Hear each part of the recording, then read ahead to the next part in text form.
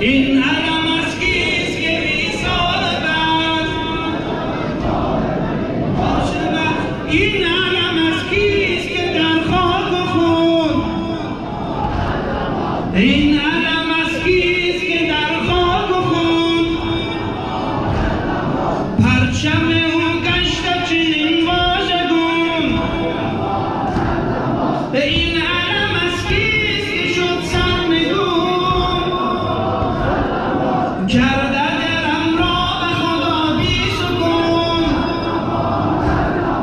این علم از کیست که بی صاحب است؟ این علم از کیست که بی صاحب است؟ این علم از مال بنی هاشم است.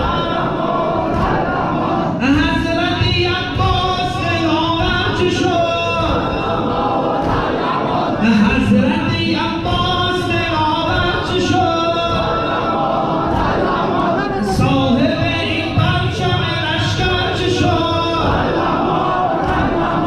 قاسم تو با علی اکبر چه شد؟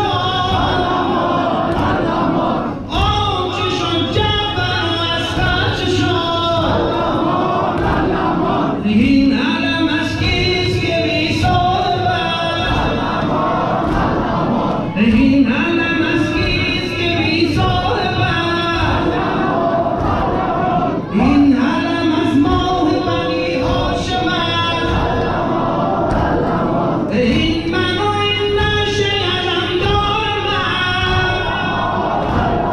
قلب به خون گشته سپهدار من. یک تن دیگر نبود یار من. شد به جهان تنگ و جبار من. این علم از کیست که بی صاحب است؟ این علم از کیست که بی صاحب است؟ این